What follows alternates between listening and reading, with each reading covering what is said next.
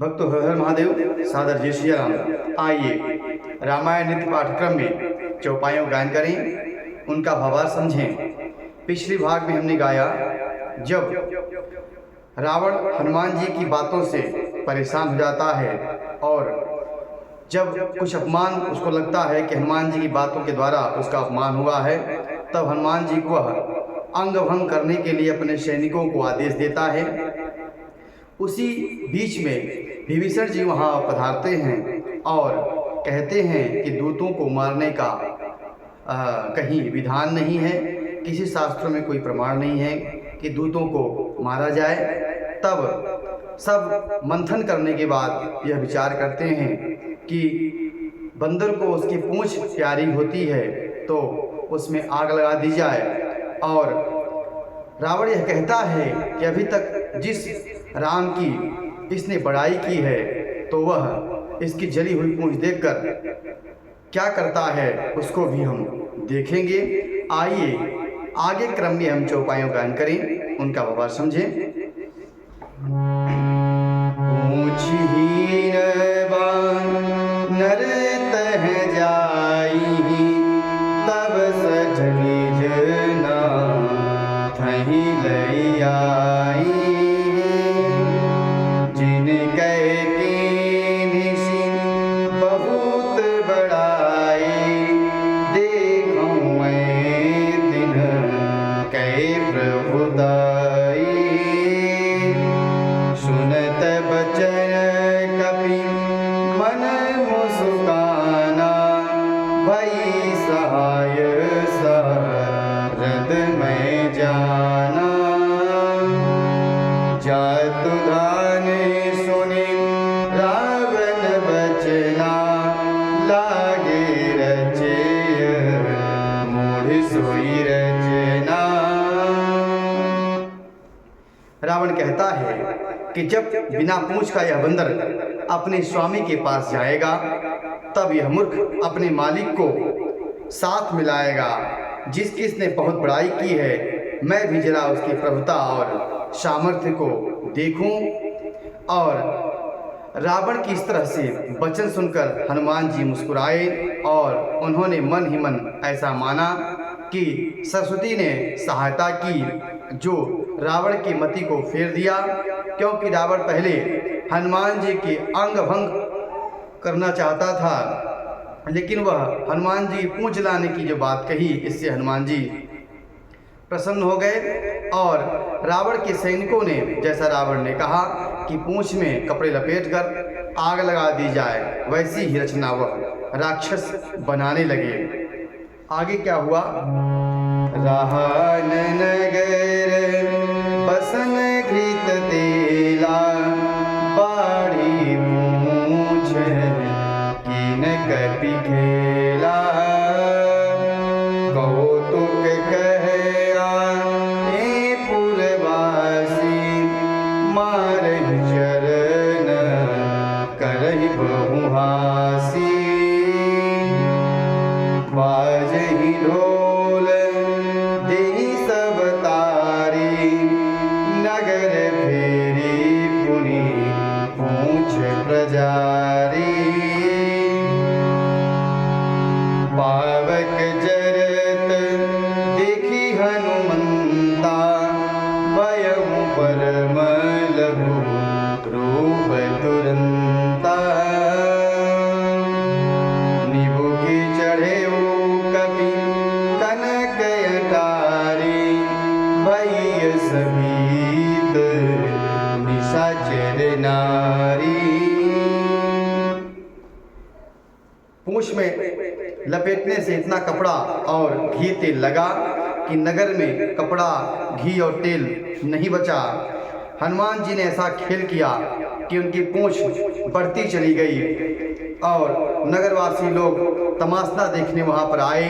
वे हनुमान जी को पैर से ठोकर मारते हैं और उनकी हंसी उड़ाते हैं, ढोल बजाते हैं, लोग तालियां पीटते हैं। हनुमान जी को नगर में फिराकर फिर पूंछ में उनकी आग लगा दी गई। अग्नि को जलते हुए देखकर हनुमान जी तुरंत छोटे रूप में हो गए और बंधन से निकल गए। और सोने की अटारियों पर जा चढ़े। उनको देखकर राक्षसों की जो पत्नियां थी वह भयभीत तो होने लगी।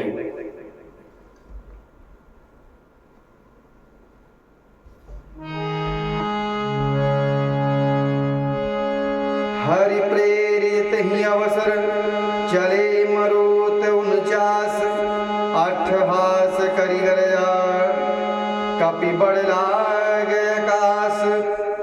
उस समय भगवान की प्रेरणा से 49 प्रकार की हवाएं चलने लगी। हनुमान जी अट्ठहास करके गरजे और अपना आकाश बढ़ाकर, अपना रूप बढ़ाकर वह आकाश में जा लगे। देह विशाल परम हरुआई मंदिर ते मंदिर चढ़ जाई। जरई नगर भा लोग बिहाला झपट लपट हो कोटि कराला। तात मातु सुनिए पुकारा यही अवसर को हम ही उबारा। हम जो कहा कभी नहीं होई बानर रूप धरे शुर कोई।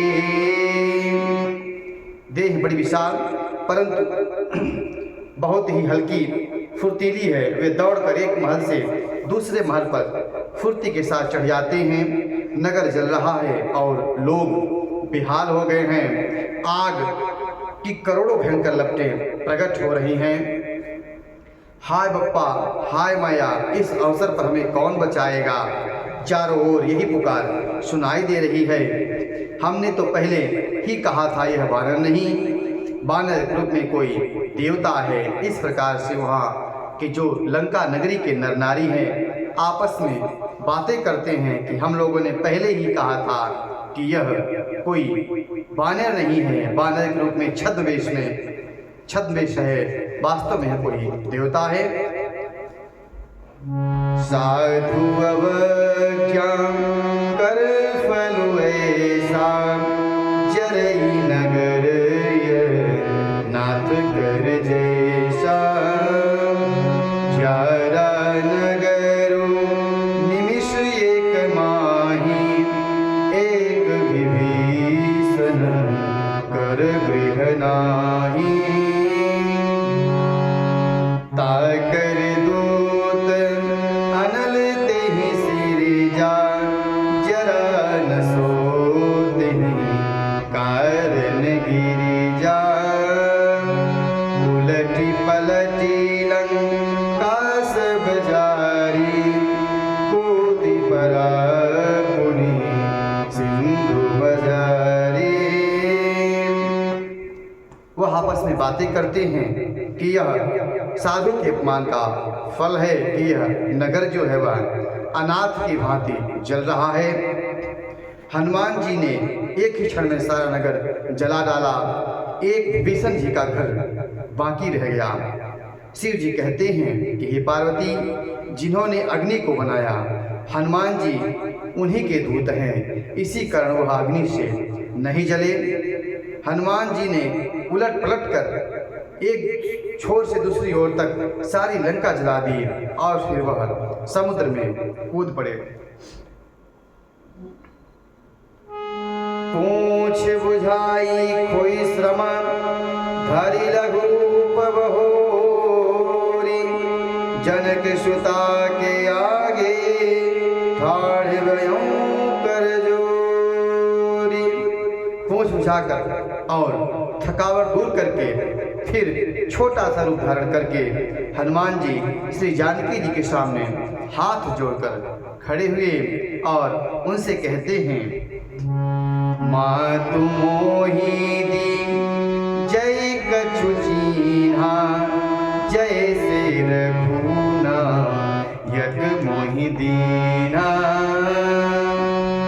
जोड़ा मनियो तारी तब दयऊ हरस तुलसी समेत पवन सुत लयऊ, कहे तात यश मोरि प्रणामा, सब प्रकार प्रभु पूरन कामा। दीन दयाल बिरिदु समभारे, हरहु नाथ मम संकट भारी। हनुमान जी ने कहा, हे माता, मुझे कोई चिन्ह दीजिए जैसे श्री रघुनाथ जी ने मुझे दिया था। तब सीता जी ने चूड़ामणि उतार कर दी।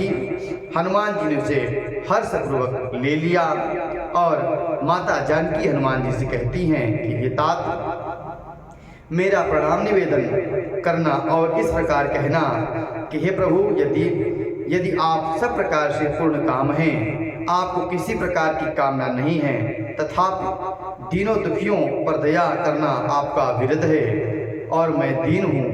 उस विरध को याद करके हे नाथ, मेरे भारी संकट को दूर करिए। तात शक्र सुत कथा सुनायूं, बान प्रताप प्रभु ही समुझाए हो। मासु दिवस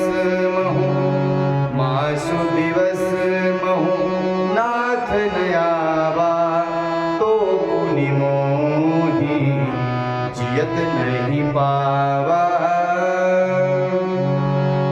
कहूँ कपि केहि विधि राखहु प्राणा, तुमहु तात कहत अब जाना।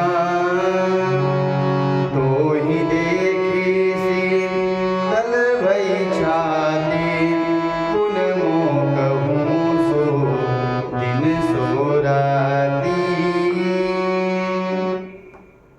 हे तात, इंद्रपुत्र जयंत की कथा को सुनाया और प्रभु के उस बाण का प्रताप समझाया, स्मरण कराना। यदि महीने भर में नाथ न आए तो फिर मुझे जीती न पाएंगे। हे हनुमान, कहो मैं किस प्रकार प्राण रखूं। हे तात, तुम भी तुम अब जाने को कह रहे हो। तुमको देखकर कुछ छाती ठंडी हुई थी, फिर मुझे वही दिन और वही रात। इस प्रकार माता जी के करुणा वचन को जब हनुमान जी ने सुना,